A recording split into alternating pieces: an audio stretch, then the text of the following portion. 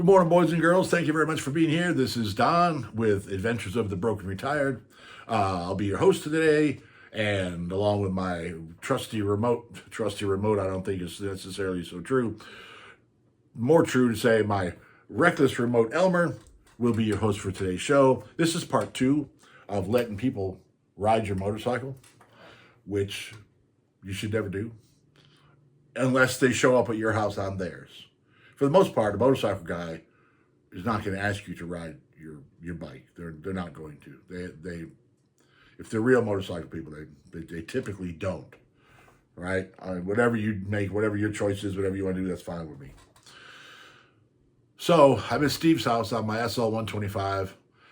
I was somewhere around driving age, I guess. I don't remember. I was in high school. I know that because Steve was a friend from high school, and I'm in his house, and he's looking at the bike, and he's all impressed, and he's admiring it and wishes he had one, and he asked me if he could ride it. Well, this was before I learned the golden rule of don't ever let anybody else ride it, and don't ride anybody else's. So I kind of reluctantly, but what the heck, said, sure, go ahead. So I put him on it, and I started it and put him on it, same way my brother did with Mike. I guess I don't learn quick.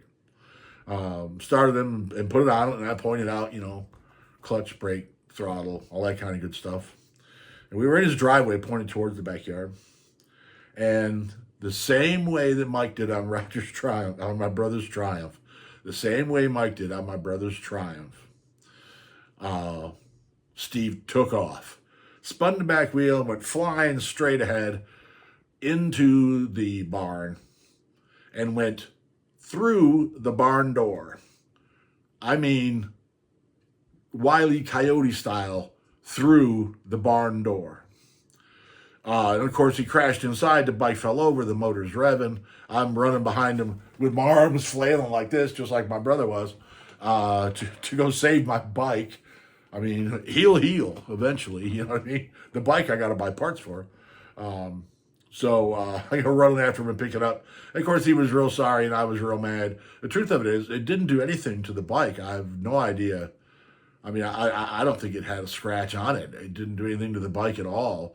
It busted up his knuckles a little bit. I mean, the barn was old and nasty. It wasn't that hard to go through, but that was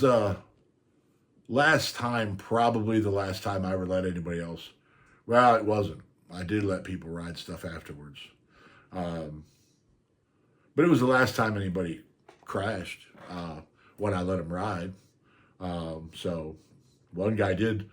I did let one guy ride a CR 125 that I had. He had never ridden a motocrosser before, and he burnt the top end, not knowing how to ride it. My fault. Never shifted out of first gear.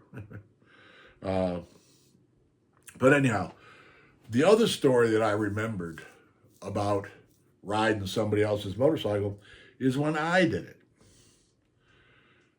I had a friend, a guy that I knew. I'm trying not to use names here. Sometimes I slip and I do. And he showed up at my house one day with a Triumph 250 single. Now, this is back in the day, so the Triumph, the British motorcycles were still shifting on the right side, brake on the left, shift on the right. So it was a bit confusing. All the bikes that I had ridden were all left shift, right brake. We're talking about your feet. But the Triumphs were still right foot shift. That's illegal now. We have to be left foot shift to be able to sell bikes in the United States. Been doing it for years. Anyhow, and he left it in my dad's garage because that's where a lot of people, I mean, my brother had bikes in there. I had bikes in there, and this other guy had bikes in there. It was my dad's garage was the hangout. And I decided one day, while this guy who owned that 250 Triumph was away, that I was going to go take it for a ride without permission. It was the wrong thing for me to do. I was a stupid kid. In fact, I was a stupid kid up until about a month ago. I was a stupid kid, and so I cranked it up and went down the driveway. And I'd been riding dirt bikes for a long time, so I knew how to ride a motorcycle. Didn't have to point out shift, brake, throttle, clutch. Um, I pulled out of the driveway and took a right, and you go up the road 100 yards or so, and it made a 90-degree left turn. And when I went to go around that corner, the guy that owned the motorcycle was in his car coming the opposite direction. I was not supposed to be on his motorcycle. I was not supposed to be riding a motorcycle on the street, period. And there I was, and I panicked, and the shift and brake were reversed. So I did not bring the motorcycle to a stop. I went up over the curb, which I'm really surprised didn't hurt it, because the curbs are just, it's granite. It's not like a slope up curb made of concrete. It's just granite. This is cut granite. And the top of the curb, I mean, the curb stuck up out of the asphalt 90 degrees. And the top of it was just a 90-degree corner of granite. It was pretty sharp, really. I don't know why it didn't rip the tires open. But I went up over the curb and up over the sidewalk into somebody's yard. And the funny part about it is, as I'm sitting here thinking about that, the guy who owned the motorcycle was mad at me, rightfully so. I never should have done that. But, like I said, I was a stupid kid. I don't remember. I don't think I dropped the bike. I don't remember picking it up if I dropped it. So I remember that.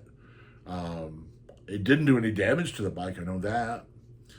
I don't know how I got the bike back home. I don't know if I rode it or if he parked his car and made me walk and then went back and got his car. I don't know. But either way, I shouldn't have done that. I shouldn't have been on that guy's bike when I shouldn't have been on his bike, you know. Talking about dirt bikes and my parents' house, when I was a kid, growing up, I'm talking about 65 to, say, 78, okay? 65 at the beginning, that was when my parents bought that house that my mom still lives in. 77 or 78, I think, was the first time I left town. I left town for 3 or 4 months, came back, and then left again. The second time I left was second week of January, 79. That's when I came and ended up in Louisiana.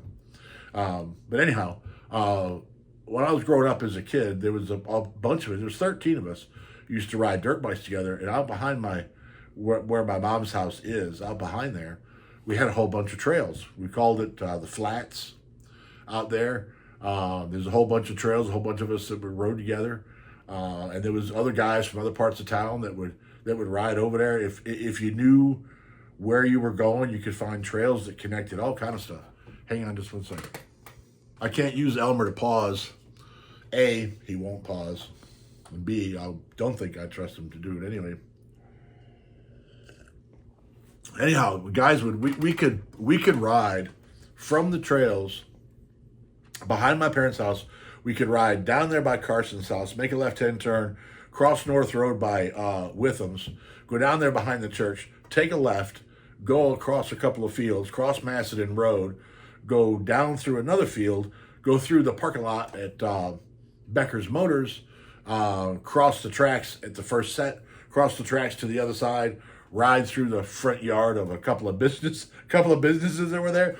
We had we had a trail in front of this company called Sunoco. And we had a little trail. It went through the front yard of their business, and they didn't appreciate us. They didn't appreciate us doing that. And every once in a while, this guy we'd go running, because when the first guy on his dirt bike came, typically there was 12 more behind him. And the guy would come running out of the building and try to chase us down. It was so funny. I mean, he never came close to catching us. It was a total act of futility, but what can I say?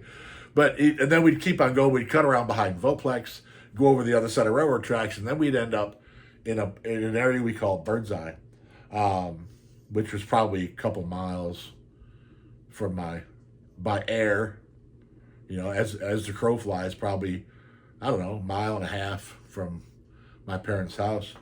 I'm going to talk about Birdseye a little bit in some other videos. There's a million stories about Birdseye. First of all, it was called Birdseye because rumor has it, story goes, it was just an open field, and the Birdseye food plant was going to build there. So they came out there with the dozers and the excavators and started doing all the dirt work and built all kind of stuff. And then the ground was so rocky and so nasty that they decided that wasn't the place for them to build, and they left. And when they left, they just left all the creations from their machines there. I don't know how many acres it was. It was probably 15, 20 acres, maybe more. But it was a great place to ride, and everybody in town rode at Birdseye. All right, we're into this one for 11 minutes. I hope that I hope you enjoyed the video. I like making them. I'm having a good time doing this. It's really fun. Just sitting here talking. It's a blast reading the comments, answering the comments. I like doing that. Thank you very much for being here. I appreciate your subscriptions and your comments. And don't forget to hit the notification bell so that you'll know when the videos come out, and you don't have to go digging through to find them. I'll tell you that they're there. Thank you so much. You're very kind for being here. I really do appreciate it. Elmer, I hope you straightened up, boy. Let's go. Dude.